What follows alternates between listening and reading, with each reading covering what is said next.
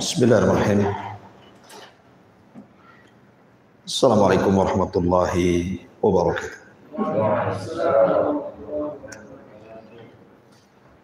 Alhamdulillah wassalatu wassalamu ala Rasulillah wa ala alihi wa sahbihi wa mawalah wa la hawla wa la quwata illa billahi wa ba'du. Baik, kita lanjutkan kajian kita, masih membahas tafsir surah Al-Baqarah, dan kita masuk pada ayat ke-25. A'udzubillahi minasyaitonir rajim. Bismillahirrahmanirrahim. Wa basyiril ladzina amanu wa 'amilus solihati anna lahum jannatin tajri min tahtihal anhar kullama ruziqu minha min thamaratir rizqan qalu hadzal ladzi ruziqna min qablu wa utu bihi mutasyabihan wa lahum fiha azwajum mutahharatu wa hum fiha khalidun. Dan berilah kabar gembira kepada orang-orang yang beriman serta beramal saleh, bahwa bagi mereka surga yang mengalir di bawahnya sungai-sungai. Setiap mereka diberikan rizki di dalamnya dari buah-buahan, maka mereka mengatakan, inilah yang telah diberikan rizki kepada kami sebelumnya, dan mereka diberi seperti itu mutasyabiha yang serupa. Dan bagi mereka di dalam surga itu disediakan pasangan-pasangan mutahharatun yang suci, wa hum fiha khalidun, dan mereka di dalamnya akan dikekalkan. Baik. Ayat ini, surah Al-Baqarah ayat 25 ini, menjelaskan kepada kita tentang para penghuni surga dan juga kenikmatan-kenikmatan surga. Artinya malam ini kita akan menjelaskan dari ayat surah Al-Baqarah 25 ini tentang siapakah para penghuni surga dan bagaimana kenikmatan surga yang Allah anugerahkan kepada kita. Di sini Allah Subhanahu wa taala mengatakan, berilah kabar gembira kepada orang-orang yang beriman dan beramal saleh, bahwa mereka akan mendapatkan jannatin. Kalimat jannah ini menggunakan jamak, bukan mufrad, artinya sorga-sorga. Karena sorga itu bukan satu tapi banyak. Dan juga tingkatan-tingkatannya juga banyak. Nanti kita akan jelaskan panjang lebar.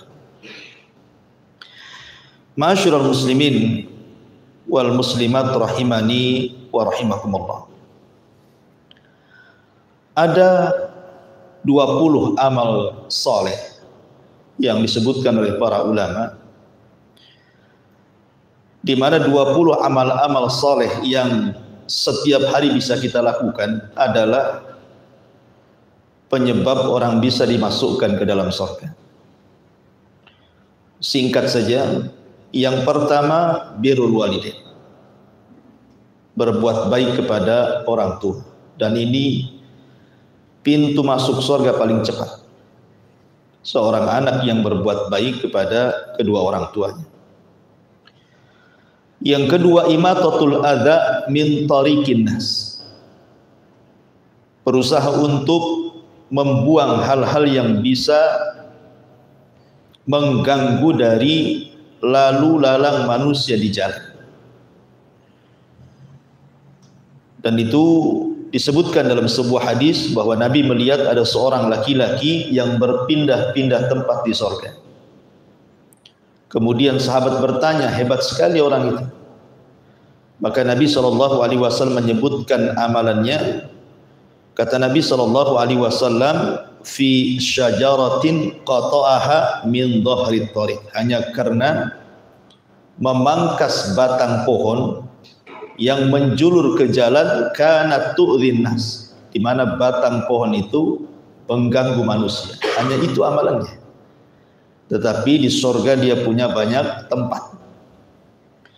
Kemudian yang nomor 3, al-amanatu fil bai' wat tijarati was-sidqi fil muamalatil maliyati bainan nas. Berusaha amanah dalam jual beli, kemudian jujur dalam bermuamalah, khususnya berkaitan dengan harta dengan manusia. Karena Rasul yang mengatakan, at-tajirus saduq al-amin ma'an nabiyyina was-siddiqina wasyuhada. Para pedagang, para peniaga yang jujur lagi amanah itu akan dikumpulkan bersama para nabi, para siddiqin dan para syuhada. Yang nomor 4, qada'u hajatin nas, berusaha untuk membantu hajatnya manusia yang sedang kesulitan. Karena Rasul yang mengatakan, man farraja an muslimin kurbatan farrajallahu anhu biha kurbatan min qurabi yaumil qiyamah. Barang siapa yang meringankan beban seorang muslim, maka Allah akan ringankan beban dia di hari ketika itu banyak beban yang Allah bebankan pada hari kiamat. Artinya orang ini dimudahkan masuk surga.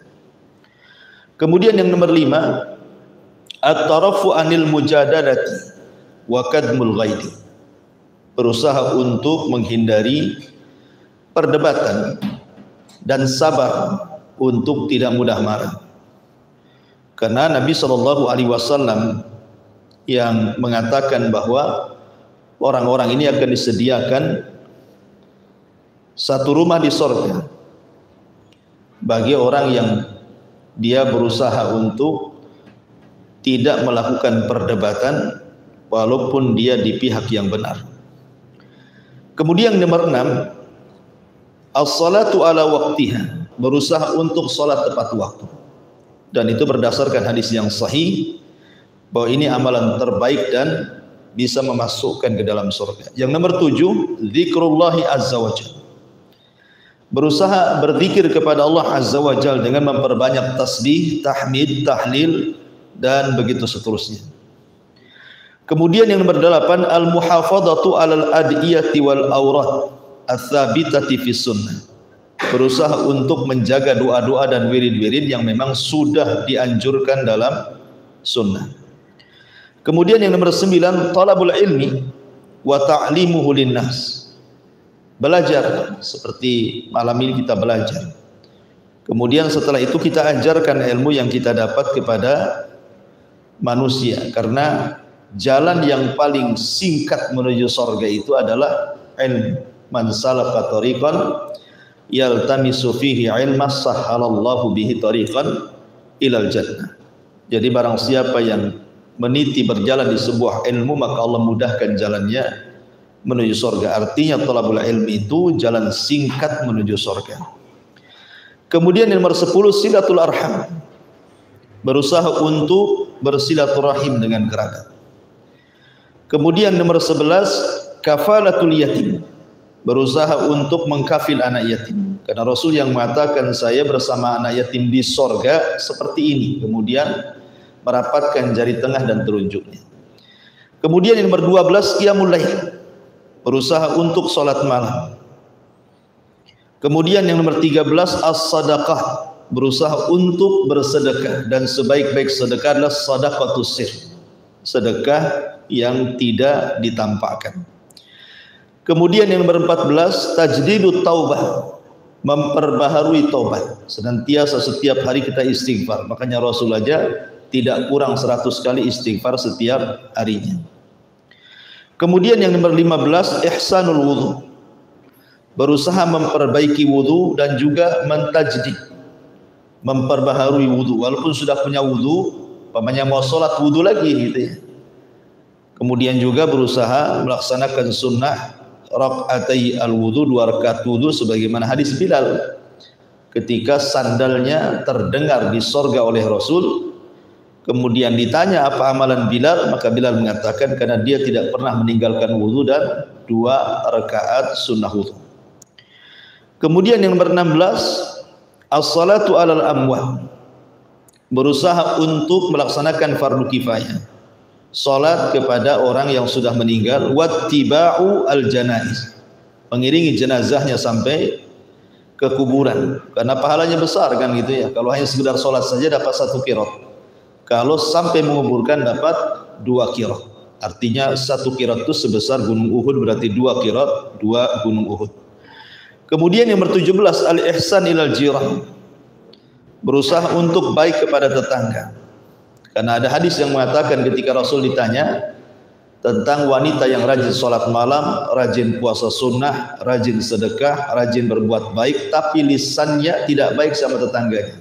Kata Rasul, dia termasuk wanita penduduk neraka. Kemudian ditanya lagi, ada seorang wanita, sholatnya hanya yang wajib saja, puasa hanya yang Ramadan saja, dia pun tidak bersedekah, tapi lisannya dijaga kepada tetangganya. Kata Rasul, dia termasuk penghuni surga. Kemudian juga yang nomor 18, iltizamus sidqi bil qauli wal amal, istiqomah untuk senantiasa jujur dalam ucapan dan juga disesuaikan dengan amalannya. Karena kejujuran itu, kata Rasul, mengarahkan kepada albir, kebaikan, dan albir itu mengarahkan ke dalam surga. Kemudian yang 19, asyam min mukaffaratidz, berusaha mengilzamkan untuk atau istiqomah untuk melaksanakan puasa sunnah, karena itu termasuk penghapus dosa-dosa, dan pahala puasa itu tanpa batas, beda dengan pahala yang lainnya. Kemudian yang terakhir nomor 20, at-tasamu wal afu, mudah untuk memaafkan bila ada orang yang kemudian menzalimi dia. Berdasarkan hadis ketika ada anak muda yang dikatakan oleh Rasul, sebentar lagi akan keluar anak muda dari pintu ini dan dia termasuk penduduk surga. Kemudian anak muda ini diikuti oleh sahabat, pura-pura bertamu 3 hari, tidak ada amalan yang spesial dari anak muda ini. Tapi sebelum pulang, sahabat ini bertanya, apa sih amalannya? Kemudian anak muda ini, boleh jadi karena setiap malam aku maafkan setiap orang yang berbuat zalim kepada ya. Kemudian juga tambahan saja, termasuk ada asbab-asbab ibadah kauliyah, ucapan seperti memperbanyak mengucapkan la ilaha illallah, kemudian memperbanyak ucapan tasbih, tahlil dan tahlil, kemudian memperbanyak doa, kemudian berusaha untuk menjaga membaca Al-Quran. Taib, itu diantara amal-amal soleh yang menyebabkan orang bisa masuk surga yang sifatnya yaumiyah, setiapnya sehari-hari kita bisa lakukan gitu. Karena di sini Allah mengatakan wa basyiril ladzina amanu wa amilus shalihat, dan kasih kabar gembira kepada orang-orang yang beriman dan beramal soleh. Ya, amal soleh seperti yang sudah saya tadi rincikan, ada 20 amal soleh penyebab orang bisa masuk ke dalam surga. Kemudian Allah mengatakan anna lahum jannatin, bagi mereka itu ada surga-surga. Kita masuk pada kenikmatan surga. Dalam sebuah hadis Nabi SAW bersabda, a'dadtu li ibadis salihin ma la ainun ra'at wa la udhunun sami'at wa la khatara ala qalbi bashar. Kata Nabi, aku telah mempersiapkan, jadi Allah telah mempersiapkan apa itu kenikmatan-kenikmatan bagi hamba-hamba yang saleh, yang tidak bisa dilihat mata, tidak didengar telinga, bahkan terlintas pun tidak bisa, saking nikmatnya. Makanya Allah menyebutkan dalam surah As-Sajdah ayat 17 ketika bicara tentang bidadari, Allah mengatakan fala ta'lamu nafsun ma ufiya lahum min qurrati a'yun jazaa'an bima kanu ya'malun. Maka tidak ada jiwa yang mengetahui bidadari-bidadari yang nyaman dipandang oleh mata yang Allah sembunyikan di dalam surga. Tidak ada yang tahu seperti apa, kecuali orang yang sudah masuk surga kan. secantik-cantiknya orang di dunia, ya tidak seberapa dibandingkan bidadari surga. Kemudian juga disebutkan dalam surah Al-Insan ayat 20. Allah mengatakan wa idza ra'aita thamma ra'aita na'iman wa mulkan kabira. Dan apabila kamu melihat di sana, maksudnya di surga, niscaya kamu akan melihat berbagai macam kenikmatan dan kerajaan-kerajaan besar. Jadi surga itu Allah sediakan kenikmatan-kenikmatan dan kerajaan-kerajaan besar.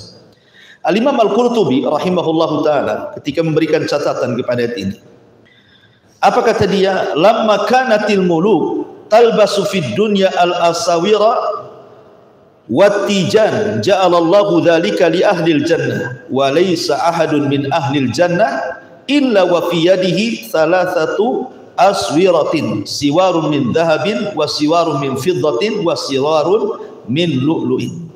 Kata Imam Qurtubi ketika menyebutkan pendapat ahli tafsir, tatkala para raja ketika di dunia memakai gelang-gelang dan mahkota-mahkota, maka Allah akan menjadikan hal itu bagi para penghuni sorga. Tidak seorang pun dari penghuni sorga kecuali di tangannya ada 3 gelang. Gelang dari emas, gelang dari perak, dan gelang dari mutiara. Dan ingat bahwa sahabat Abdullah ibn Abbas radhiyallahu anhuma mengatakan, laisa fil jannati syai'un mimma fid dunya illal asma. Tidak ada satupun yang berada di sorga dibandingkan dengan dunia itu kecuali hanya kesamaan nama, bukan hakikat. Ya, tentu emas di dunia dengan di sorga juga akan berbeda. Perak di dunia dengan di sorga juga berbeda. Istana di dunia dengan di sorga akan berbeda. Termasuk semua jenis makanan minuman, walaupun ada kemiripan nama. Di dunia ada pisang, di sorga ada pisang. Di dunia ada kurma, di sorga ada kurma. Di dunia ada anggur, di sorga ada anggur. Itu hanya kemiripan nama saja, kata Abdullah bin Abbas. Hakikatnya tidak seperti itu. Karena hakikatnya tadi mala ainun ra'at wala udhunun sami'at wala khatara ala qalbi bashar. Hakikatnya tidak bisa dibayangkan. Mata tidak pernah melihatnya, telinga tidak pernah mendengarnya, hati pun tidak terlintas seperti apa bentuknya. Makanya hanya sekedar persamaan nama saja. Taib, kita mulai kisah surga ini dari titian. Ya. Ma'asyiral muslimin yang dimuliakan Allah Subhanahu wa taala. Manusia ketika sudah proses hisabnya dan selesai hisab, tentu dibentangkan kepada mereka satu jembatan, dan di bawah jembatan itu neraka jahanam. Dari sini kita tahu bahwa tidaklah orang masuk surga kecuali harus melewati neraka. Tidak ada satupun orang yang masuk surga kecuali harus lewat neraka. Karena tidak ada manusia yang masuk surga kecuali harus melintasi titian. Sementara titian itu dibentangkan di bawahnya jahanam. Dan Allah Subhanahu wa taala berfirman di dalam Al-Qur'an, wa in kuntum illa wariduha. Dan kalian pasti akan melewatinya. Semua kalian pasti akan melewatinya. La ma'asyiral muslimin yang dimuliakan Allah Subhanahu wa taala, orang-orang yang melewati surga itu, maka Allah Subhanahu wa taala bentuk mereka dengan kelompok-kelompok, ataupun dalam bahasa Quran itu wasiqa ladzina amanu ilal jannati zumar. Dan orang-orang yang akan menghuni surga itu, mereka akan digiring berkelompok-kelompok. Jadi ada kelompok itu yang menyeberangi titian seperti kilat, atau sudah di ujung, gitu ya. Ada yang seperti kedipan mata, atau sudah di ujung. Ada kelompok itu seperti kuda balak, gitu ya, atau sudah di ujung. Ada kelompok itu yang lari kencang, atau sudah di ujung. Dan yang terakhir adalah yang yahubbu habwa, merangkak-rangkak, gitu ya. Kadang hampir jatuh, kemudian berdiri lagi, dan begitu seterusnya. Itu yang akhir melintasi titian. Lah kemudian ma'asyiral muslimin yang dimuliakan Allah Subhanahu wa taala, setelah kemudian mereka berada di sebuah tempat yang namanya kontor. Kontor itu artinya ujung daripada titian siratal mustaqim. Berarti sudah dekat ke pintu surga. Lah terjadi kisos di sini kan? Terjadi kisos antara orang-orang yang pernah menggolimi dengan orang yang dizalimi. Kalau seandainya kemudian masih tersisa pahalanya, berarti ada kesempatan masuk surga. Tetapi kalau seandainya tidak ada lagi yang tersisa pahalanya, bahkan menanggung dosa orang yang dizaliminya, berarti dia harus dimundurkan kembali dan diadab neraka jahanam sampai habis dosanya, baru kemudian dimasukkan kan itu. Lah ketika kemudian manusia berada di pintu sorga, maka Allah Subhanahu wa ta'ala lewat lisan Rasul itu, maka manusia akan bersap-sap situ menjadi mi'atu wa isyrun. Jadi ada sekitar 120 saf.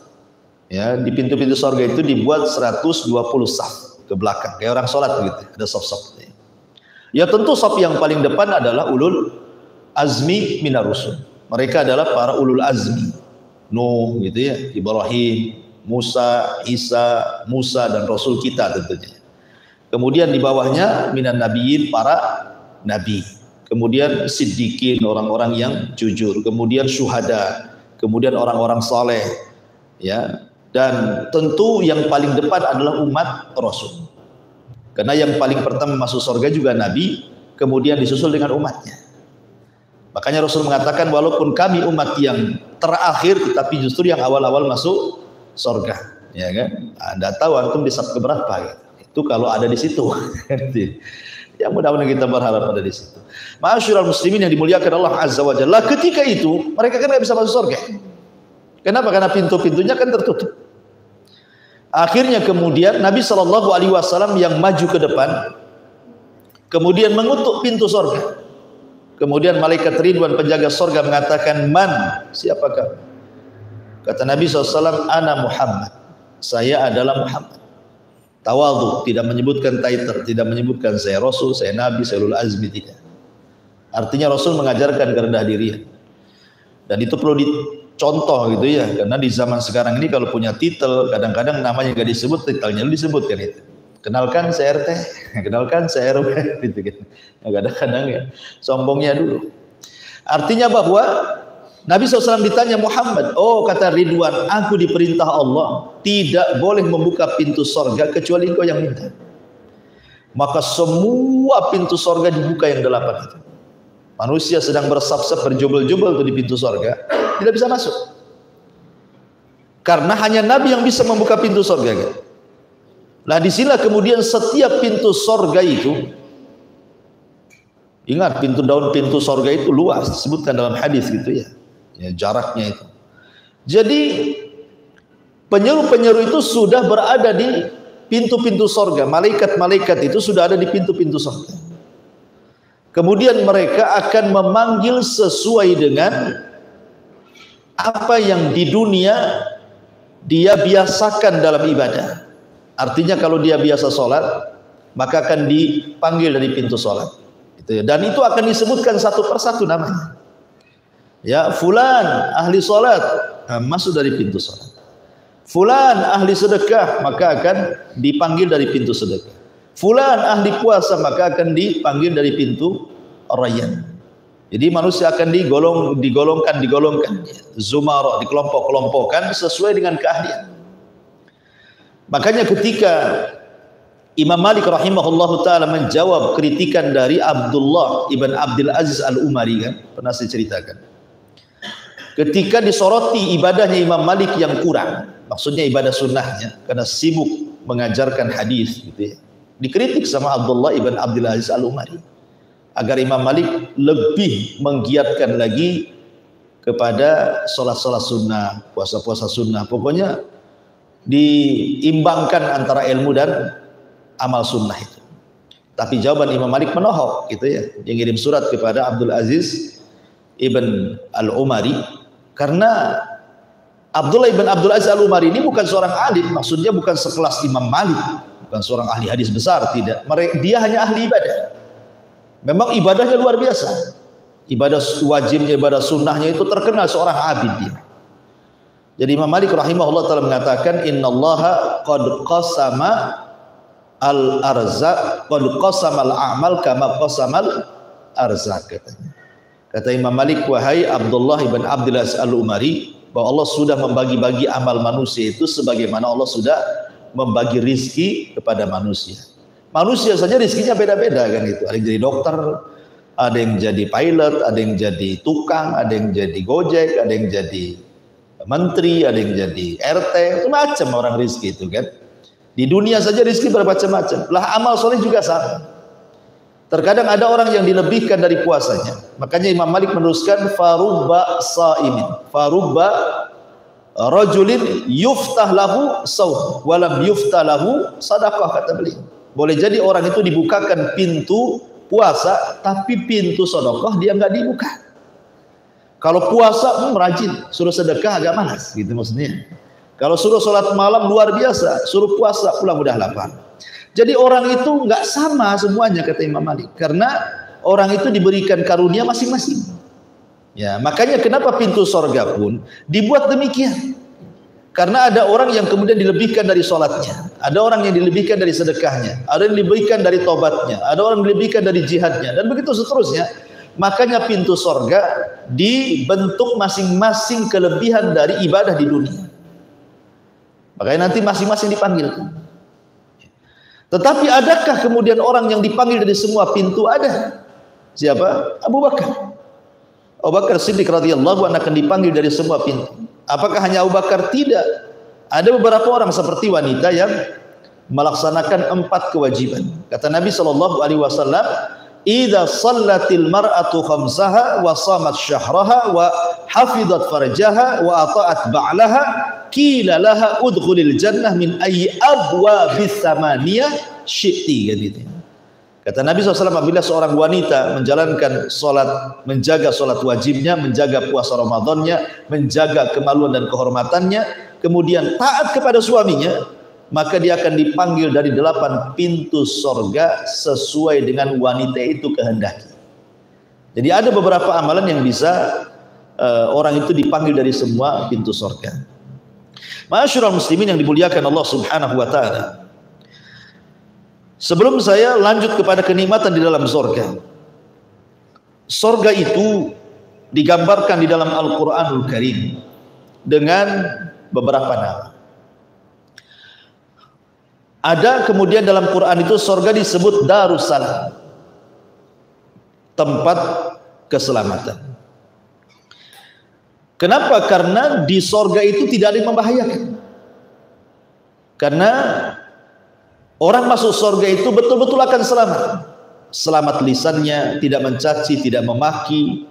Selamat hatinya, tidak ada yang dengki, tidak ada yang hasad. Makanya Allah mengatakan, wa naza'na ma fi sudurihim min ghillin ikhwan. Kami cabut dalam hati penduduk sorga itu kedengkian. Jadi hati penduduk sorga itu adalah satu hati. Lisannya juga tidak membahayakan, perbuatannya tidak membahayakan, kemudian hatinya pun tidak membahayakan. Selamat, ya kan? Selamat akhlaknya. Termasuk juga nanti dijelaskan ketika bicara tentang kenikmatan sorga, termasuk selamat fisiknya.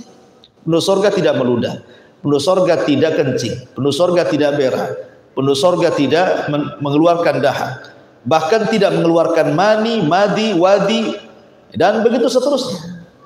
Ya, selamat fisiknya. Bagi wanita tidak ada haid, tidak ada nifas, bahkan bodinya selamat, tidak melahirkan. Karena wanita rusak bodi itu karena melahirkan kan itu, akhirnya melar gitu. Dulu istri antum pertama nikah langsing kayak bidadari, punya anak 3, oh udah melar kan, gak jelas gitu. Ya karena melahirkan itu yang kemudian merubah fisik, ya kan. Di surga nggak melahirkan. Jadi kalau pengen anak ya nanti tinggal diciptakan oleh Allah Azza wa Jalla. Nanti dijelaskan itu.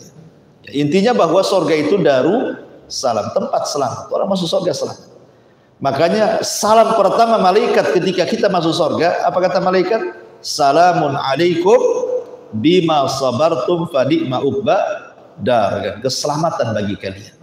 Karena engkau sudah sabar di dunia, sekarang balasannya. Dan ini surga sebaik-baik tempat untuk kalian, kata para malaikat yang menjemput orang-orang yang masuk ke dalam surga. Kemudian yang kedua ada namanya Jannatu Adn. Surga itu ada juga disebut surga Adn.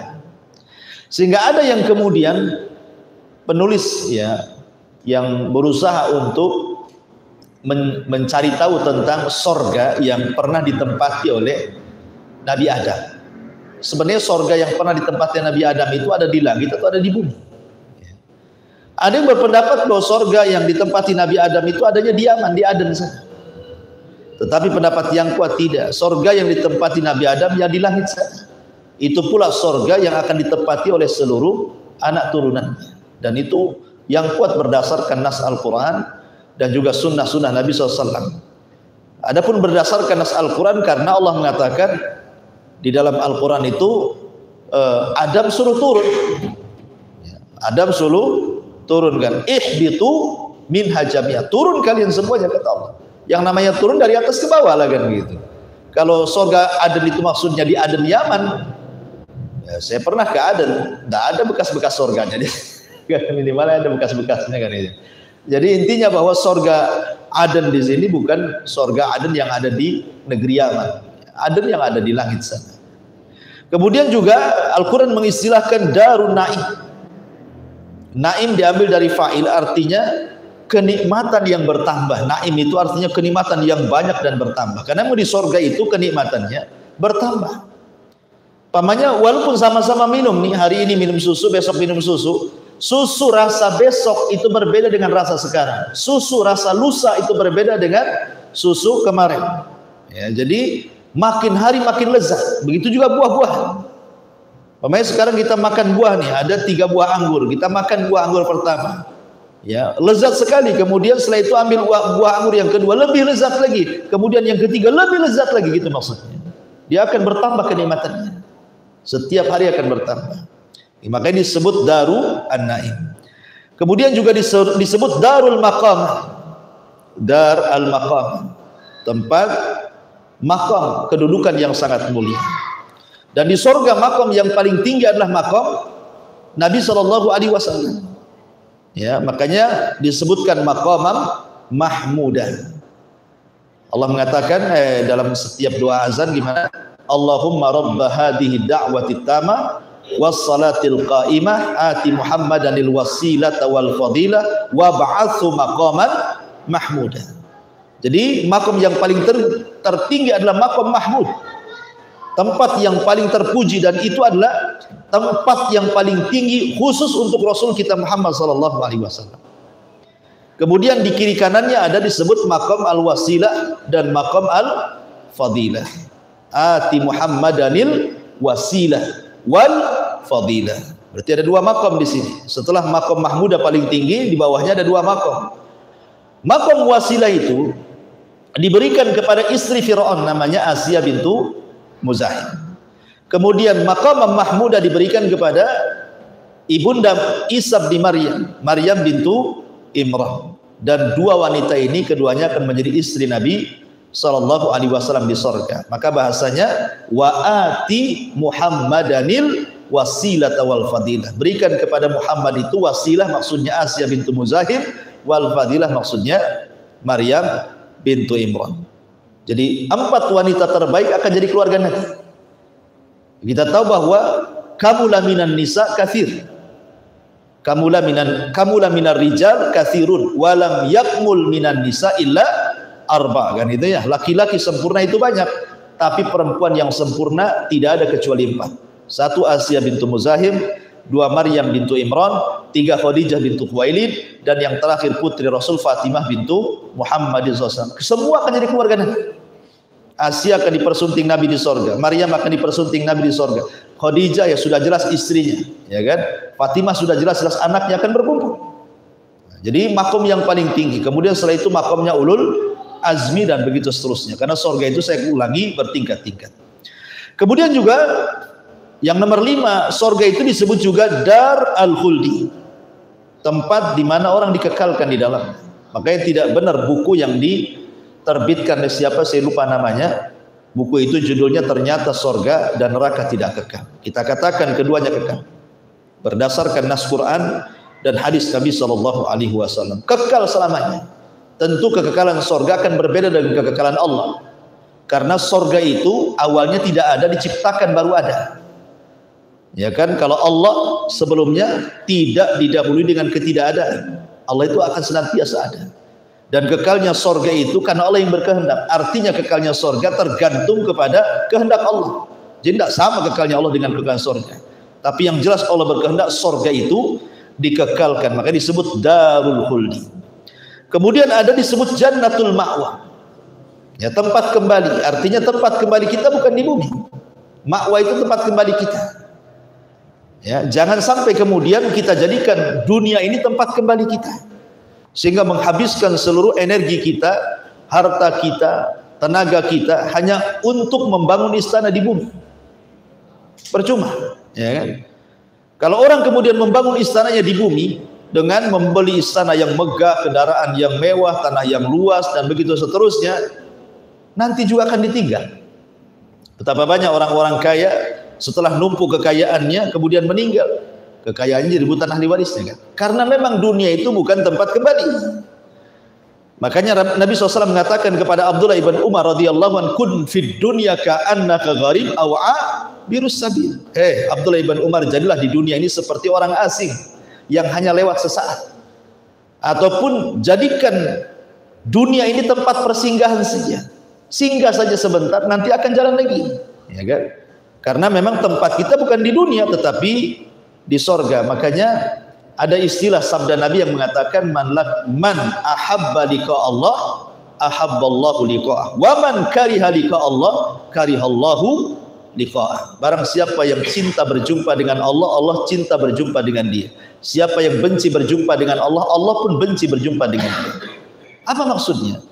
Maksudnya kalau dia ketika di dunia dia investasikan seluruh nafasnya untuk akhirat, ya, hartanya dia bangun untuk istana di sorga, kemudian kehidupannya hanya untuk sorga saja. Ketika dia sedang mendekati sakaratul maut, dia akan cinta dengan kematian dan akan cinta dengan Allah. Karena apa?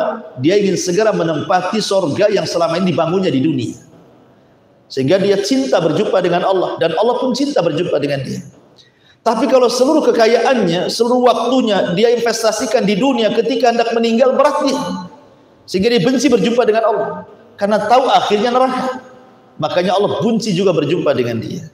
Makanya di sini di antara nama surga adalah jannatul ma'wa. Kemudian yang bertujuh juga darul hayawan, artinya tempat kehidupan. Yang sesungguhnya kehidupan itu di surga. Kalau di dunia ini bukan sesungguhnya kehidupan, tapi darul ibtila, tempat kita diuji di dunia ini. Makanya sering saya katakan, orang di dunia ini satu tidak akan selamat dari istirahat, pasti sibuk, ya. Yang kedua tidak akan selamat dari ucapan manusia, pasti disakiti. Yang ketiga tidak selamat dari kematian, pasti mati. Dan karena memang bukan kehidupan, ya, akan banyak masalah di dunia ini. Karena ini bukan cari kehidupan yang sebenarnya adalah darul hayawan. Maksudnya tempat kehidupan yang hakiki, yang penuh dengan kebahagiaan yang sempurna itu hanya ada di surga. Kemudian juga surga disebut Al-Firdaus, dan Firdaus ini surga yang paling tinggi. Sebagaimana sabda Nabi SAW, "Idza sa'altumullaha fas'alu al-firdaus al-a'la." Apabila minta surga jangan tanggung-tanggung, kata Rasul. Minta surga yang paling tinggi, maksudnya surga Firdaus. Kenapa? Karena surga Firdaus itu a'lal jannah, yang paling tinggi surganya, wa fawqahu arsyur rahman, di mana atapnya langsung arsy Allah Subhanahu wa taala. Kemudian juga disebut maq'adus sidqin, gitu ya, tempat duduk, tempat tinggal yang betul-betul, ya, tempat tinggal. Bukan hanya sekedar di dunia saja. Kadang-kadang kita sudah buat rumah yang bagus, masih ada saja kurangnya, ya, ada saja celahnya, pengen dirombak lagi, pengen ini lagi, pengen itu, banyak keinginan, ya. Taib, ini nama-nama surga. Masuk kepada sifat-sifat surga. Ma'asyiral muslimin yang dimuliakan Allah Azza wa Jalla, surga itu memiliki tingkatan yang luar biasa.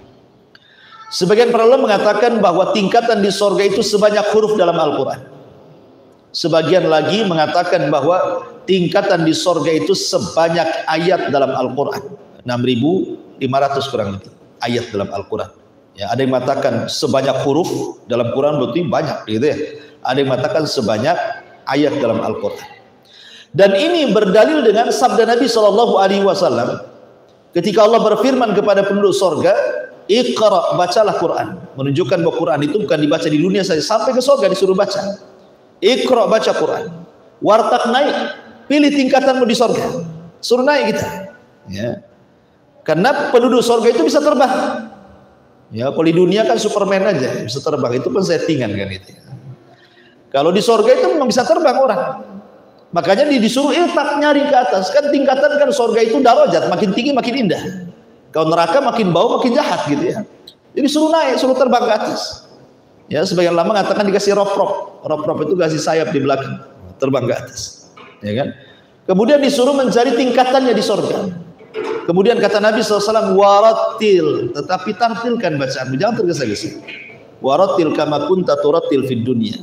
Kemudian Rasul mengatakan, fa inna manzilataka inda akhiri ayatin taqrauha. Tempat dudukmu, maksudnya tempat tingkatanmu di sorga itu disesuaikan dengan akhir ayat yang kau baca di dunia. Artinya semakin banyak gemar membaca Quran, semakin tinggi tingkatannya. Jadi bacaan Quran itu salah satu peninggi derajat ya di akhirat itu ya. Ma'asyiral muslimin yang dimuliakan Allah Azza wa Jalla. Dari sini kata Syekhul Islam Ibnu Taimiyah rahimahullah taala mengambil istinbat dari hadis ini bahwa tingkatan sorga itu sebanyak ayat di dalam Al-Qur'an. Ya, ada juga yang mengatakan sebanyak huruf di dalam Al-Qur'an. Lah dari tingkatan-tingkatan sorga itu Allah kecualikan ada mi'atu darajatin. Jadi ada 100 derajat tingkatan yang itu dikhususkan untuk para mujahidin. Karena memang para mujahidin itu memang terkenal perjuangannya di dunia kan. Sudah menghabiskan waktunya, biayanya, bahkan nyawanya, sehingga derajatnya dikhususkan. Ada khusus ya kan, 100 derajat itu khusus bagi para mujahidin. Taib. Adapun kemudian sorga sendiri memang tidak dijelaskan berapa tingginya kan. Al-Quran hanya menyebutkan lebarnya saja. Ya, wasari'u ila magfirati min rabbikum wa jannatin arduhas samawat wal ardh, kan itu ya. Bersegeralah kalian mencari ampunan Allah karena sorga itu seluas langit dan bumi. Al-Quran hanya menjelaskan luasnya saja. Ya, seluas langit dan bumi. Anda bisa bayangkan berapa luas langit dan bumi itu. Itulah satu sorga. Tapi Allah tidak menyebutkan berapa tingginya. Ya. Tapi yang jelas bahwa dengan besarnya sorga itu menunjukkan Allah Subhanahu wa taala sudah siapkan kita saja di dunia ini, ikhwatu fiddin, untuk mencari kapling untuk rumah kita saja. Kadang-kadang nggak kecapean saking mahalnya. Akhirnya cari ruli pula ya kan, cari kapling gratisan, jadi dutan-dutan. Coba satu kapling saja kita harus beli. Di ruli aja ada harganya gitu ya, harus tetap juga beli kan gitu. Kamen serobot juga. Artinya di dunia saja harus satu petak tanah saja sudah sulit. Tapi di sorga itu bukan satu petak tanah, seluas langit dan bumi, dikasihkan free, langsung kasih sertifikat. Ya, tidak usah bayar WTO, karena Allah Subhanahu wa taala sudah berikan kepada penduduk sorga. Bayangkan. Tetapi kita diberikan tanah yang luas, terkadang juga orang tidak tergoda kan. Terkadang orang kalau datang kotak infak di depan itu masih juga 2.000 yang masuk, seolah-olah satu petak di sorga itu masih 2.000 harga. Kan itu ya. Di dunia saja tidak ada itu harga satu petak rumah 2.000, itu tetap juga 20 juta ini ya, 40 juta. Ini dia mau beli tanah di sorga 2.000, 3.000 ya. Kadang lebih parah lagi yang ada bunyi kenceleng. Ditengok disini 1.000 rupanya 100 perak. Jadi kadang-kadang ada orang meremehkan seperti itu. Taib, kembali bahwa Allah hanya menyebutkan luasnya tapi tidak menyebutkan tingginya. Ayat ini ketika keluar, ketika turun gitu kan, ada seorang sahabat, lupa namanya siapa itu, pokoknya dalam perang Uhud, perang Badar. Jadi sahabat ini membawa kurma di tangannya. Kemudian dia mendengar ayat ini turun, bahwa surga itu seluas langit dan bumi. Maka kemudian dia mengatakan, ya Rasul, betul sorga itu seluas langit dan bumi? Kata Rasul, ya. Kemudian dia maju melempar kurma-kurmanya. Dia mengatakan, kalau kurma ini masih di tanganku, maka tentu ini kehidupan yang melelahkan. Akhirnya kurmanya dilempar, dia pun perang, mati syahid. Ya kan? Begitulah para sahabat, kalau urusan sorga itu tidak bisa ditawar-tawar. Seperti kasusnya siapa? Ayahanda Jabir bin Abdullah. Jadi Jabir bin Abdullah ini punya ayahanda namanya Abdullah ibn Haram. Abdullah ibn Haram ini cacat, pincang. Ya, sudah tua, enggak layak untuk jihad. Cuman masalahnya dia akan cemburu dengan teman-temannya yang ketika perang Badar terlibat dan Allah menangkan. Kemudian terjadi perang Uhud, dia ingin terlibat. Masa di Badar saya nggak ikut, di Uhud nggak ikut juga gitu. Jadi dia mengatakan kepada Nabi SAW, izinkan aku. Tapi kemudian Jabir mengatakan, ya Rasulullah, janganlah kau izinkan ayahku. Dia pincang, dia sudah tua, nggak layak perang. Anak putrinya pun banyak, siapa yang bisa merawat mereka? Kedengaran bapaknya marah, emosi. Ngomong sama Jabir, ya Jabir laulal jannah la afartuka iya. Kayak Jabir, enak saja kau ngomong, ya, mau menghentikan perang. Ya, kalau bukan karena kedudukan sorga, ku siap digantikan posisi. Tapi ini sorga, tidak mau saya gantikan posisi. Akhirnya dia orang yang pertama mati syahid dalam Uhud, Abdullah bin Haram. Dan dia satu-satunya sahabat yang diajak bicara Allah saat kematian. Jadi ketika dia mati syahid, Allah memanggil ruhnya. Kemudian mengatakan, tamanna ya abdi. Berangan-anganlah wahai hambaku, kau sudah mati untukku, kata Allah. Kemudian kata Abdullah bin Haram, ya Rabb, saya hanya ingin kembali ke dunia agar aku bisa perang kedua kalinya dan mati syahid kedua kalinya gitu. Bayangkan. Kata Allah, mustahil orang mati hidup lagi, yang lain saja lah. Maka Abdullah bin Haram mengatakan, kalau begitu sampaikan kondisiku di sisimu kepada Jabir putraku dan kepada seluruh para sahabat. Dari sini turun ayat, wala tahsabannal ladzina qutilu fi sabilillahi amwatan bal hum ahya'in inda rabbihim yurzaqun. Jangan kau kira orang mati syahid itu mati. Mereka hidup di sisi Allah dan mereka diberikan rezeki yang melimpah. Ayat ini menghabarkan kondisi siapa? Abdullah bin Haram kepada semua umat Islam. Karena itu permintaannya. Kan itu ya. Taib, kembali bahwa sorga itu seluas langit dan bumi. Dan sorga itu bukan hanya satu sorga, tapi sorga-sorga. Ketika seorang sahabat namanya Harith Al-Harith, dia terlibat dalam perang Badar. Cuman masalahnya Al-Harith ini, ketika belum perang, jadi para sahabat menata pasukan di malam hari untuk keesokan hari perang. Jadi Al-Harith ini kan bagian daripada jaga malam, ribat fisabilillah gitu. Rupanya ada seorang sahabat yang namanya malam hari, dikiranya Al-Harith ini musuh yang menyusup, dipanah, mati kan itu ya. Jadi ini kan yang mana sahabat, yang mati juga sahabat, karena disangka musuh, ya kan, terpanah mati dia. Ketika kemudian selesai perang Badar, ibunya kan bertanya, di mana anak saya? Maka diceritakan, anaknya mati salah panah katanya kan. Disangka musuh, rupanya sahabat. Ibunya menangis. Datang kepada Nabi mengatakan, karena masalahnya Al-Harith ini mati, pemahaman ibunya, kalau mati tidak dalam perang berarti bukan syahid. Apalagi yang membunuh bukan orang kafir kan, yang membunuh sama-sama muslim kan, cuma salah sasaran aja. Makanya ibunya sedih. Dia datang kepada Nabi SAW. Di mana Al-Harith ya Rasulullah? Apakah dia di sorga atau di neraka? Maka kemudian Rasul mengatakan, ya Ummah Harith, saya Ummu Harith, ingat sorga itu bukan satu tingkatan, dan anakmu di sorga yang paling tinggi. Dari sini menunjukkan bahwa sorga itu bertingkat-tingkat. Jadi saya sudah jelaskan ya. Taib. Dan sorga itu di mana letaknya? Ya di atas langit. Sorga itu tempatnya di atas langit. Lebih tepat lagi, dimulai dari Sidratil Muntaha. Ya, Sidratil Muntaha di atasnya sorga dan diakhiri di Arsy Allah. Jadi mulainya dari Sidratil Muntaha, akhirnya atapnya langsung Arsy Allah. Itulah sorga. Karena Allah yang mengatakan fi Sidratil Muntaha indaha jannatul ma'wa. Di Sidratil Muntaha di sisinya ada sorga. Sorga di atas Sidratil Muntaha. Baru setelah itu akhirnya di Arsy Allah. Sebagaimana hadis yang tadi saya baca, ketika menjelaskan sorga Firdaus, apa kata Rasul? Wasaqfuha arsyu Rahman. Sementara atapnya sorga Firdaus, sorga yang paling tinggi itu adalah Arsy Allah. Jadi kita tahu bahwa posisi sorga itu dimulai dari Sidratil Muntaha dan diakhiri dengan Arsy. Seperti itu. Ya. Baik.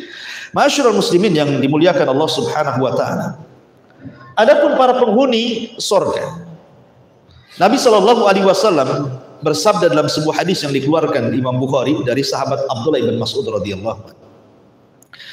Jadi Nabi Shallallahu Alaihi Wasallam suatu ketika bertanya kepada para sahabatnya, atardawna an takunu rub'a ahlil jannah, maukah kalian agar 1/4 dari kalian, maksudnya umat Islam, menjadi penduduk surga? Kulna, sahabat mengatakan, na'am, tentu ya Rasul. Maka Rasul mengatakan, atardawna an takunu thulutha ahlil jannah, ridhokah kalian menjadi umat yang 1/3 dari kalian menjadi penghuni surga? Kulna, sahabat mengatakan, na'am, tentu. Kata Nabi SAW, walladhi nafsu Muhammadin biyadi, inilah arju an takunu nisfa ahlil jannah, tetapi demi zat yang jiwaku, jiwa Muhammad berada di tangannya, aku berharap bahwa separuh umatku menjadi penduduk surga. Wa dzalika li annal jannata la yadkhuluha illa nafsun muslimatun, karena surga tidak dimasukkan kecuali jiwa yang muslim, yang pasrah kepada Allah.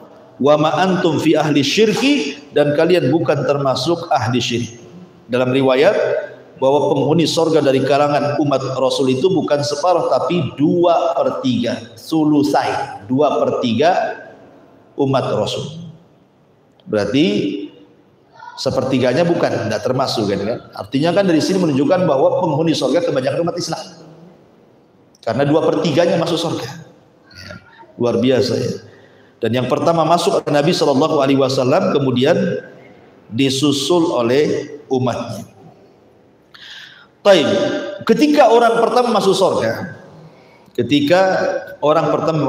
apa yang dimakan dan apa yang diminum? Ya. Disebutkan dalam sebuah hadis, ada seseorang Yahudi bertanya kepada Nabi SAW tentang makanan yang pertama kali dimakan penduduk surga. Maka Nabi SAW menjawab, ziyadatu kabidin nun, atau ziyadatu kabidil hud.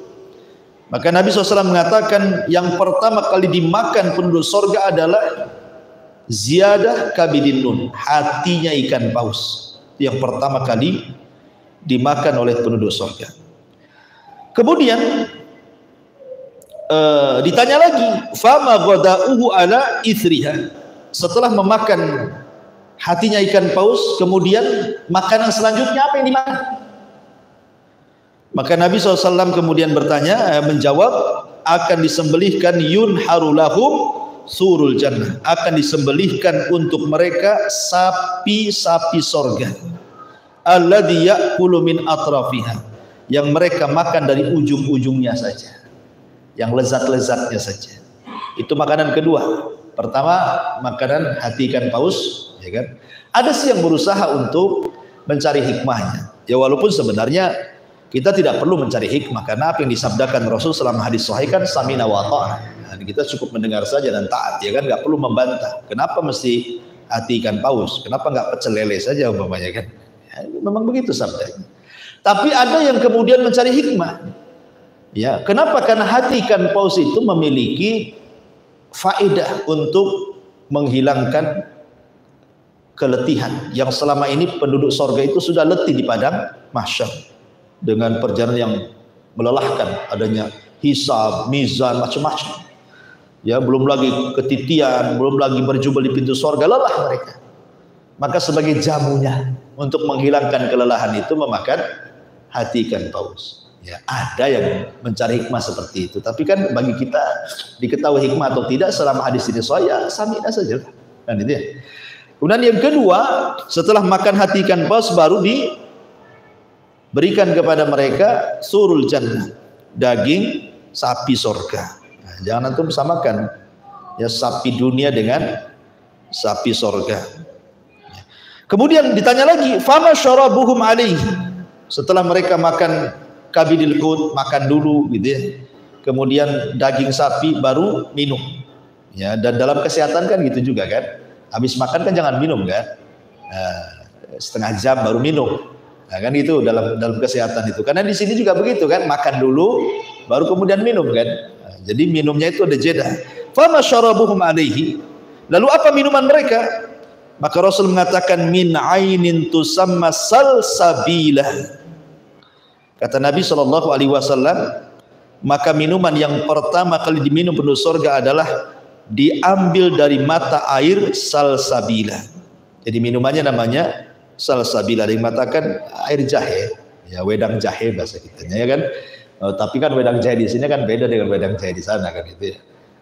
Jadi ambil dari mata air salsabila gitu. Kata orang Yahudi ini sodaqta kau benar wahai Muhammad. Dan Allah mengatakan ukulu hadaim wa dilluha tilka uqbal ladina taqau wa uqbal kafirina nar.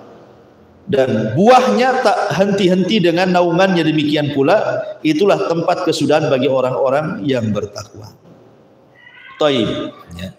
Di sorga itu, saya ulangi dari awal, adalah tempat yang penuh dengan keselamatan. Selamat fisiknya, selamat lisannya, selamat hatinya.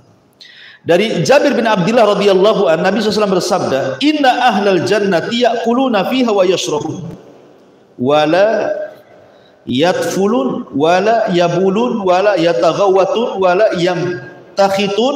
Qalu fama balu ta'ami? Qala jusa'un wa raskhun karushil miski yulhamuna at-tasbiha wat tahmida kama tulhamuna nafsa. Sesungguhnya penduduk sorga itu mereka makan aja, minum saja, namun mereka tidak meludah, mereka tidak kencing, mereka tidak buang hajat, mereka tidak mengeluarkan dahak. Ada orang bertanya, berarti nggak ada toilet di sorga Ustaz? Ya nggak ada, ngapain itu ada toilet?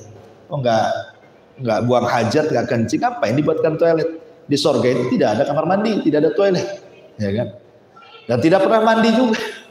Emang badan mereka bersih, ya, selamat dari bau badan, tidak ada daki, gitu ya. Oh nggak ada yang keluar lah, cairan-cairan yang dibenci oleh penduduk dunia itu nggak ada di sorga. Kemudian para sahabat bertanya, lalu bagaimana nasib makanan di perut mereka kalau mereka tidak buang hajat ya Rasulullah? Maka Rasul mengatakan cara membuang hajatnya dengan cara bersendawa. Itulah buang hajatnya. Kan gitu. Kalau kita itu berarti kenyang gitu. Tapi kalau di sorga ya maksudnya sendawanya itu adalah buang hajatnya, atau dengan cara berkeringat dan keringatnya berbau minyak misik. Ini keringatnya sebagai buang hajat, subhanallah. Jadi senanglah keringat berbau misik itu kan. Kalau kita aja buang hajat di dunia, makanya ada sepiteng itu karena jijik manusia melihatnya dan tidak mau menciumnya kan itu. Ini keluar keringat bau misik lagi. Mereka diilhami selalu bertasbih, bertahmid sebagaimana kalian selalu bernafas. Karena seluruh makhluk di sorga itu, benda apapun, pohon apapun, mereka akan bicara. Jadi bisa bicara semuanya. Sendok bisa bicara, gelas bisa bicara, piring bisa bicara, semua bisa bicara. Ya. Dan mereka senantiasa bertasbih dan bertahmid. Semua yang di sorga itu, semua. Dan kalau ngirim pesan itu, pamannya antum ingin berjumpa dengan Nabi SAW, kan mustahil. Sorga antum di bawah, Nabi berada di makom di atas sorga Firdaus, mana? Tapi pengen ketemu. Ya. Maka tinggal ngomong saja, nanti akan tersampaikan kepada Nabi SAW dan Rasul yang turun menemui kita. Tidak mustahil kita berjumpa dengan Nabi SAW, dan Rasul pun ingin berjumpa dengan kita. Rasul rindu ingin berjumpa dengan kita. Kata Nabi SAW saat 5 hari menjelang wafatnya kan dia ziarah ke kuburan Uhud, kemudian pulang menangis. Sahabat heran kenapa menangis. Kemudian Rasul mengatakan, Ishfaqtu li ikhwan, aku rindu ingin berjumpa teman-teman. Sahabat mengatakan, awalasna ikhwanuka, Rasul bukankah kami teman-temanmu? Kata Rasul, bukan, kalian sahabat-sahabat. Adapun ikhwani alladzina lam yarawni wa yu'minu bi, kaum yang tidak pernah melihatku tapi beriman denganku. Itulah teman-teman. Artinya Rasul juga rindu ingin berjumpa dengan kita. Nah, maka kita pun akan berjumpa dengan Rasul kalau kita masuk ke dalam surga. Kemudian sifat makanan dan minuman di surga itu adalah semau kita. Ya. Makanya Allah Subhanahu wa taala mengatakan dalam surah Al-Waqiah ayat 20-21, wa faqihatin mimma yatakhayyarun wa lahmi tairin mimma yashtahun, dan buah-buahan dari apa yang mereka pilih sesuka mereka. Kalau di dunia pengen durian ya nunggu musim durian. Nah, sekarang lagi musim durian. Itu udah makan durian belum? Ya. Pengen manggis nunggu musim manggis. Pengen dukun musim. Ada musimnya di dunia sini. Tapi kalau di surga kan nggak ada musimnya, dan kita tinggal milih. Dan yang lebih mengherankan lagi di sini, walahmi tairin mimma yashtahun, dan daging-daging burung dari apa yang mereka inginkan. Ada yang mentafsirkan lahmi tairin. Lahmi tairin diartikan bahwa semua binatang yang ada di surga itu semua terbang. Ya, semua terbang. Karena di sini kalimatnya tair, burung. Ya, lahm itu daging, tair itu artinya sesuatu yang terbang. Jadi tidak ada binatang yang melata seperti binatang bumi yang bergerak di bumi itu tadi. Ya, kalau di bumi kan memang karena ada hubungan gravitasi bumi sehingga manusia tidak bisa terbang kan, masih tersedot bumi, sehingga ya kita ya jalan di bumi, kambing jalan di bumi, semua di bumi. Tapi di surga kan sudah tidak ada gravitasi, enggak ada lagi. Sehingga kemudian semua terbang. Ya, semua terbang, kambing terbang, sapi terbang, terbang. Antum aja jadi Superman terbang. Ya, makanya disebut Ja'far At-Tayyar. Ja'far itu terbang, haitsusya. Ya, sesuai dengan kehendak dia. Seperti hadis yang saya katakan, Iqra, baca Quran, wartak dan terbanglah. Cari tempatmu di surga. Jadi semua terbang di surga itu, binatang terbang, orang terbang gitu. Dan tinggal ngomong saja, tinggal tunjuk saja, pengen daging ini tuh, lagi sapi lewat, pengen daging sapi. Langsung udah kepikir stik sapi udah ada di depannya gitu, kayak gitu ya. Jadi tidak perlu lagi harus ke Nagoya ya kan, udah mahal lagi gitu. Apalagi BBM naik kan gitu. Ongkosnya udah mahal, mau makan mikir-mikir. Intinya bahwa memang di surga itu tidak bisa dibayangkan. Sehebat apapun saya membayangkan surga itu, nggak akan kebayang surga itu. Saking indahnya. Baik. Masyaallah muslimin yang dimuliakan Allah Azza wa Jalla. Kemudian Allah mengatakan wa fiha ma tashtahil anfus wa taladzul a'yun wa antum fiha khalidun. Dan di dalam surga itu terdapat segala apa yang diinginkan oleh hati dan sedap dipandang mata dan kamu kekal di dalam. Dan Allah juga mengatakan kulu washrabu hani'an bima aslaftum fil ayyamil khaliyah. Makanlah dan minumlah dengan sedap disebabkan amal yang telah kamu kerjakan pada hari-hari yang lalu di dunia. Ini makanan surga. Bagaimana minumannya? Ma'asyiral muslimin yang dimuliakan Allah Azza wa Jalla. Allah Subhanahu wa taala memang sangat memanjakan penduduk surga. Kalau di dunia kita mau minum susu saja harus beli, dan itu pun ditaruh di kaleng susu gitu kan. Terkadang ada expirednya. Kadang-kadang kalau sudah dibuka tutupnya kemudian ditaruh di gelas, tidak bisa dibuat 2 hari. Kalau dibuat 2 hari mencret kita minumnya. Artinya bahwa banyak kendala-kendala di dunia ini. Mau madu ya nunggu dulu diperas dari tawon, dibotolin, beli botolan, kadang-kadang ketipu rupanya gula kan gitu. Itulah di dunia ya. Nasib orang di dunia kan begitu ya. Mau apa lagi? Mau khamar tidak boleh, haram kan itu. Karena siapa yang mabuk di dunia nggak akan mabuk nanti di akhirat. Susah di dunia ini. Tapi lihat Allah Subhanahu wa taala mengatakan dalam surah Muhammad ayat 15. Allah mengatakan, "Matsalul jannati allati wa'idal muttaqun fiha anharun min ma'in ghairi asin wa anharun min labanin lam yataghayyar ta'muhu wa anharun min khamrin ladzatin lisyaribin wa anhar min asalin musaffa wa lahum fiha min kulli thamarati wa maghfirati min rabbihim." Perumpamaan surga yang telah dijanjikan bagi orang-orang yang bertakwa, di dalamnya terdapat sungai-sungai yang berisi air yang tidak pernah payau, tidak pernah keruh, jernih sejernih-jernih. Dan sungai-sungai yang isinya air susu. Kemudian sungai-sungai yang isinya air khamr yang sangat lezat dirasakan oleh para peminumnya, serta sungai-sungai yang berisi madu-madu murni yang sudah disaring, dan di dalamnya mereka memperoleh segala macam buah-buahan dan ampunan dari Rabb mereka. Ma'asyiral muslimin yang dimuliakan Allah Subhanahu wa taala. Kalau kita melihat satu contoh saja khamar di dunia ya kan. Khamar di dunia itu pertama mengandung alkohol, otomatis memabukkan. Ya kan? Kemudian yang kedua membuat pening kepala. Paling rendah orang minum khamar itu sakit kepala. Ya paling tinggi ya tidur di solokan gitu ya, nggak sadar. Kemudian juga nyerocos gitu ya, kadang-kadang menghina orang, mencaci maki orang. Makanya di zaman Umar ditambah hukuman dari 40 cambukan di zaman Nabi, kemudian di zaman Umar ditambah jadi 80 cambukan. Kenapa? Karena disamakan dengan para penuduh wanita baik-baik dikatakan berzina. Kan hadnya berapa? 80 cambukan. Lah, peminum khamar ditambah sama Umar, disamakan hukumannya karena orang yang lagi mabuk terkadang menuduh orang yang enggak. Ya kan? Maka disamakan sama Umar hukumannya. Dari zaman Rasul 40 cambukan menjadi 80 cambukan gitu ya. Nah, perhatikan di sini beberapa dalil. Allah mengatakan dalam surah As-Saffat ayat 47, la fiha ghaulun walahum anha yunzifun. Tidak ada dalam khamar itu alkohol, maksudnya khamar sorga, tidak ada dalam khamar sorga itu alkohol, dan mereka tidak mabuk karenanya. Sebanyak-banyak minum khamar di sorga itu tidak akan mabuk. Tapi lihat khamar di dunia bisa merusak segalanya, ya, merusak hati, merusak jantung, ginjal, semua merusak dia kan. Ini tidak, ya. Kemudian juga Allah mengatakan dalam surah Al-Waqiah 19, la yusaddauna anha wa la yunzifun. Khamar-khamar di sorga itu tidak membuat pening kepala dan tidak pula memabukkan, dan warnanya putih. Dan Allah mengatakan dalam surah As-Saffat ayat 46, baydha'u ladzati lisyaribin, warnanya putih dan lezat sekali. Minum khamar di akhirat itu warnanya putih dan sangat lezat.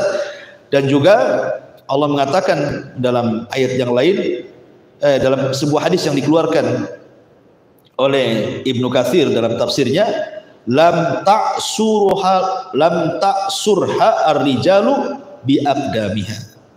Para laki-laki tidak perlu memerasnya dengan kaki-kaki mereka. Artinya di dunia saja kalau perlu madus, perlu khamar itu kan diperas dulu kan. Kan khamar itu kan dari buah-buahan juga ya kan, dari anggur, dari yang lainnya gitu ya. Jadi tidak perlu diperas, dan itu dalam bentuk sungai. Dan antum perlu tahu bahwa sungai di sorga itu tidak ada paritnya, tidak ada penghalang. Maksudnya kalau kita kan membuat solokan itu kan dibuat parit kiri kanan. Maksudnya ditinggikan sebelah sini, ditinggikan sebelah sini, baru dialirkan di tengah kan, supaya jangan melubek. Lah di sorga sungai itu tidak ada parit kiri kanan, tidak ada bangunan kiri kanan, ya begitu saja. Ya, tapi tidak melubek, gitu maksudnya. Ya, dan ini berdasarkan gitu ya, berdasarkan beberapa riwayat dari hadis Nabi Shallallahu Alaihi Wasallam tentang masalah ini. Taib. Adapun kemudian itu cerita makanan minuman penduduk surga, cerita bangunan. Bangunan di surga itu diriwayatkan dari seorang sahabat Nabi Shallallahu Alaihi Wasallam yang dikeluarkan Imam Tirmidzi dan juga disahihkan oleh Syekh Nasiruddin Al-Albani rahimahullah taala, ketika dua sahabat bertanya kepada Rasul soal bangunan surga. Jadi dia mengatakan, akhbirna an bina'il jannah ya Rasulullah. Rasul, tolonglah jelaskan bangunan-bangunan surga itu kayak apa, rumah-rumah surga, istana-istana surga itu kayak apa gitu. Maka Nabi SAW mengatakan, labinatun min zahabin wa labinatun min fiddatin. Satu bata untuk membangun bangunan dari surga terbuat dari emas, dan bata yang lain terbuat dari perak. Wa mila tuha al-mis, kemudian lantainya berupa minyak kasturi yang semerbak. Wa turbatuha za'faran, tanahnya berupa za'faran. Wa khusbanuha lu'lu wal yakut, kerikilnya berupa mutiara-mutiara dan permata. Kerikilnya dari mutiara, permata lagi, kerikilnya. Di dunia saja ada mutiara dan permata, mahalnya luar biasa. Dan kita bangun rumah itu bukan satu dua pasir, satu truk kan gitu. Kalau satu truk mutiara dengan permata dah kaya antum. Tapi itulah pasirnya. Itu bangunan-bangunan di surga itulah pasirnya seperti itu. Ya, lantainya minyak kasturi, bata-batunya emas perak, kan luar biasa. Ya, kita punya segede bata emas saja gitu udah kaya tuh. Satu bata saja kan emas gitu ya. Emas batangan segede bata saja udah kaya. Kemudian Rasul mengatakan, man yadkhuluha yan wala ya'as wala iyab'as wa yukhlad wala yamut wala tablas thiyabuhum wala yafna syababuhum. Siapa yang masuk ke dalam surga, maka ia selalu berada dalam keadaan senang dan tidak pernah susah. Makanya muka-muka penduduk surga itu wujuhu yauma idzin naimah. Ya. Wajah-wajah penduduk surga itu naimah. Naimah itu ya seperti kita di dunia ini baru selesai bayar utang, tiba-tiba kemudian dapat hadiah uang miliaran, kan senang tuh hidupnya. Ya. Dia pusing punya hutang 10 ribu, tahu-tahu ada yang ngasih uang 1 miliar. Nah, kalau bayar 10 ribu kan sisanya masih banyak tuh. Oh, seneng dia kan. Nampaklah orang senang itu di dunia itu. Dan orang susah pun nampak gitu. Tengok orang punya hutang kan nampak itu mukanya. Stres gitu. Jadi wajah-wajah penduduk surga seperti itu karena banyak kenikmatan dengan ada beban ya, wajah-wajah mereka itu penuh dengan nikmat, nampak gitu. Wajah-wajah penduduk surga itu penuh dengan nikmat. Makanya orang yang masuk surga itu mereka senang. Yang luar biasa lagi adalah wa yukhlad wala yamut wala tabla thiyabuhum wala yafna syababuhum. Artinya tidak pernah susah, ia kekal, tidak pernah mati, bajunya tidak pernah rusak, dan masa mudanya tidak akan berlalu. Masa mudanya tidak akan berlalu. Padahal istilah syarah mengatakan laitas syabab yaudu yauman. Kata orang Arab itu, seandainya masa muda itu bisa diputar balikan ke belakang, mustahil, ya kan? Lihat orang-orang yang sudah tua-tua, yang sudah usia 60, ya 70, terkadang kalau bercerita apa yang dibanggakan? Masa mudanya, ya kan? Orang-orang yang sudah purnawirawan kadang-kadang kan, itu yang diceritakan apa? Masa dia berjabat masa muda. Apa mungkin kembali? Nggak mungkin. Hanya cerita saja, nostalgia saja. Cerita dulu, kalau dulu saya kan gitu ya. Kalau purnawirawan itu biasa begitu. Zaman saya dulu, gitu biasa. Jadi, tapi kan mustahil. Sementara di surga itu kan tidak ada berlalu. Makanya usia penduduk surga itu sama dengan usia Isa ketika diangkat ke surga. Berapa usianya? Antara 33 sampai 34. Itulah usia penduduk surga. Ya. Ma'asyiral muslimin yang dimuliakan Allah Subhanahu wa taala. Adapun pohon di surga, di surga itu ada pohon namanya tuba, pohon tuba. Allah mengatakan badal Islam gharib wa sayaudu ghariban kama bada fatuba lil ghuraba. Islam itu awalnya asing, nanti akan asing. Beruntunglah orang-orang yang asing itu. Tuba, ada yang mengatakan tuba di sini syajarul jannah, syajaratul jannah, pohon yang ada di surga. Di mana Nabi SAW kemudian menjelaskan nih, inna fil jannati la syajaratun yasirur raqibu fi dhilliha mi'ata sanati. Di surga itu ada satu pohon, seorang mengendarai berjalan di bawah naungannya selama 100 tahun tidak putus tuh bayangannya. 100 tahun pakai kuda balap untuk memutus bayangan pohon tidak akan terputus. Padahal kita kalau di rumah di depannya ada pohon mangga, ada pohon rambutan, kayaknya enak kita buat kursi-kursi di bawah pohon itu kan. Nah, ini pas siang-siang ini enak juga nih, duduk-duduk depan rumah sambil makan sayur asam, ikan asin gitu ya, sambal terasi, kayaknya enak kali kan itu. Kira-kira ketika matahari geser ke arah barat sedikit, kenalan matahari kita, masuk lagi ke rumah, kan gitu ya. Kita ini mau bernaung di bawah pohon itu, paling berapa menit lah kita bisa bernaung di situ. Lebihnya ketika matahari bergeser ya panas lagi. Tapi di surga Anda bisa bernaung sepuasnya di situ. Ya, sampai ada kuda balap 100 tahun melewati naungannya gak keputus. Besar sekali pohon ya kan itu ya. Taib. Adapun fisik penghuni surga. Abu Hurairah radhiyallahu an bersabda, Nabi SAW bersabda dari Abi Hurairah radhiyallahu an dalam Bukhari Muslim, Rasul mengatakan, khalaqallahu Adam ala suratihi. Tuluhu sittuna dira'ah. Fa kullu man yadkhulul jannah ala surati Adam. Allah menciptakan Adam dalam rupa seperti dia yang sangat indah. Panjangnya 60 dhira' hasta. Semua orang yang masuk surga akan seperti bentuk fisik Adam. Kalau di dunia kan macam-macam tuh orang itu, ada yang tinggi ideal gitu ya, ada yang pendek, ada yang lebih pendek lagi cebol gitu ya kan. Ya.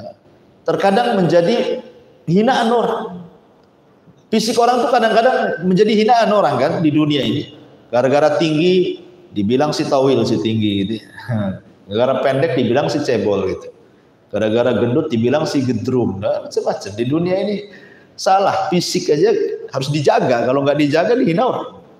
Tetapi fisik penduduk surga itu semua sama, tidak akan berubah fisiknya, sempurna fisiknya.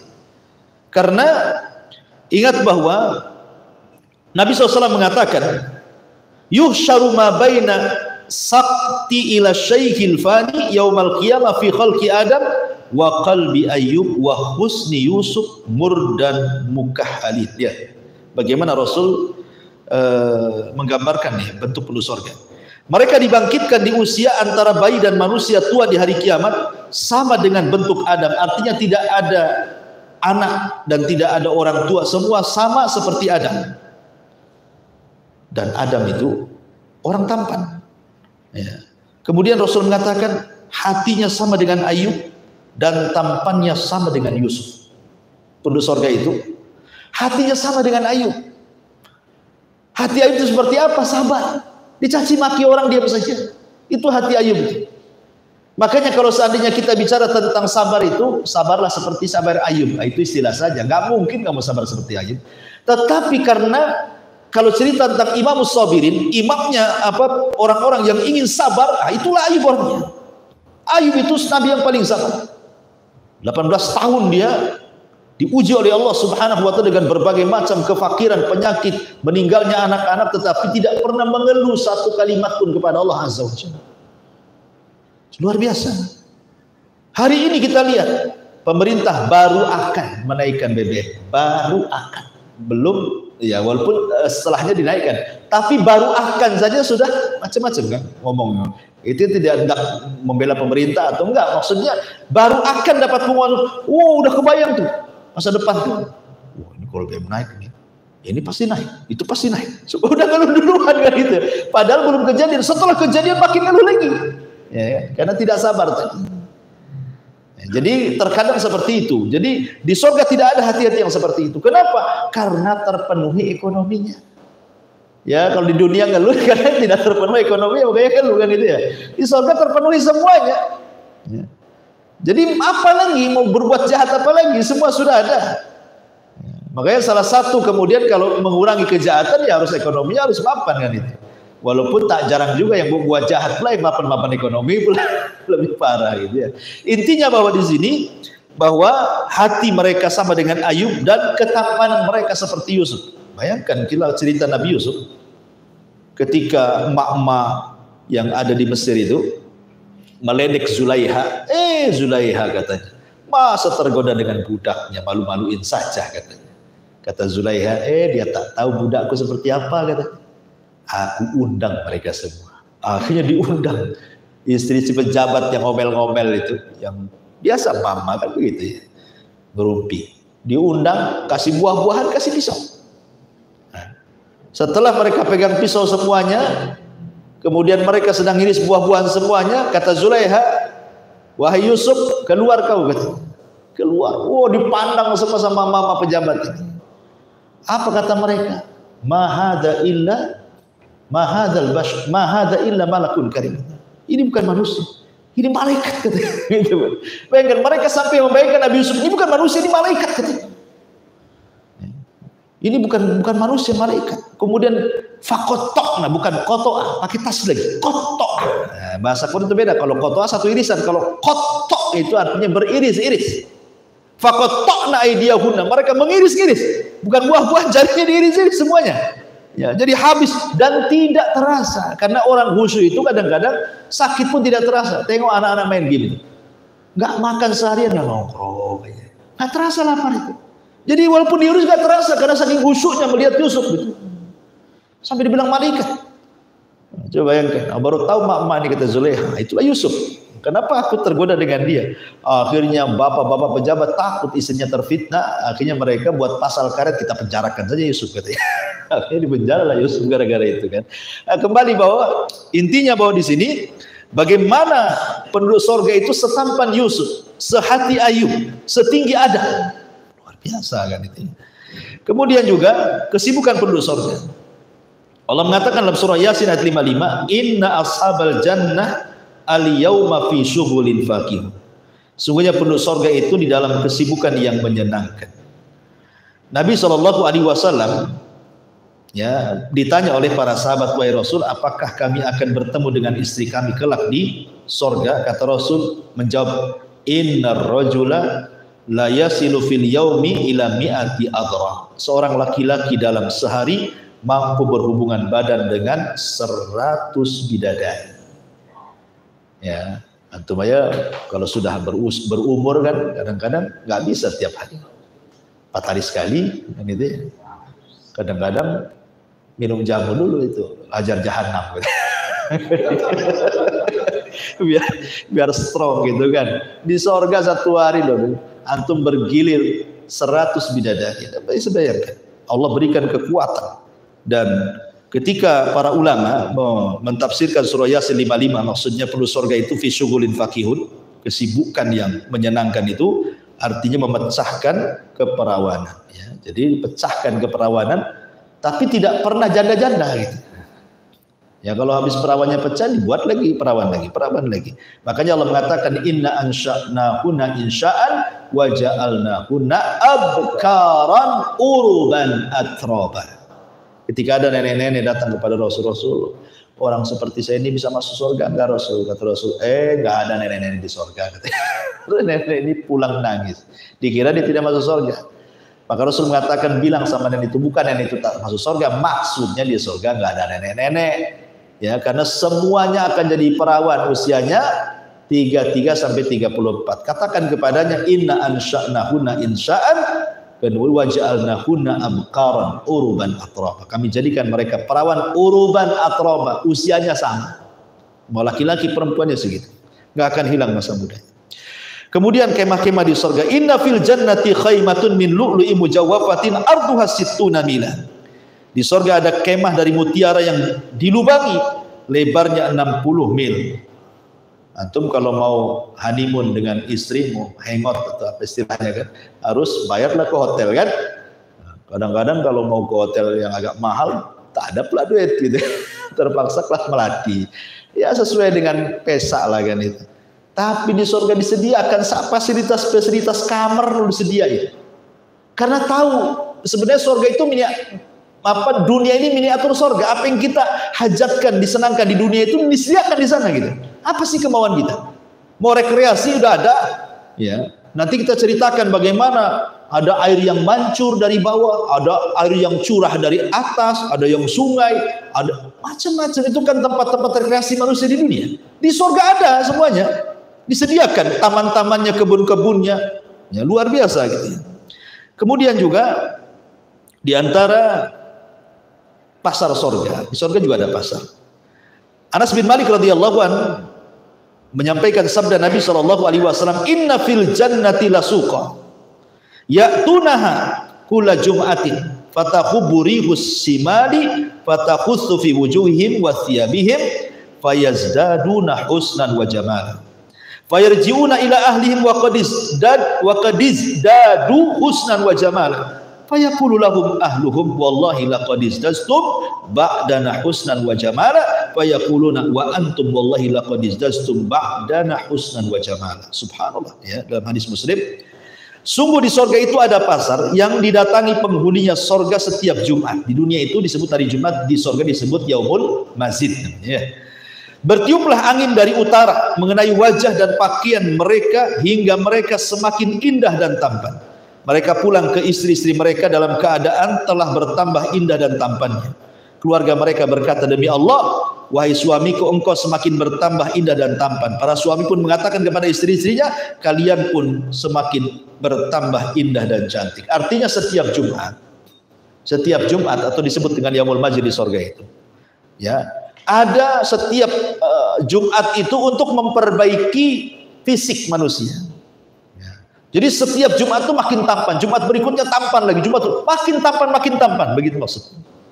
Bahkan ada hadis ini memang tidak sahih ya, tapi masyhur gitu ya. Jadi orang yang masuk ke dalam surga itu, hadis ini dhaif ya.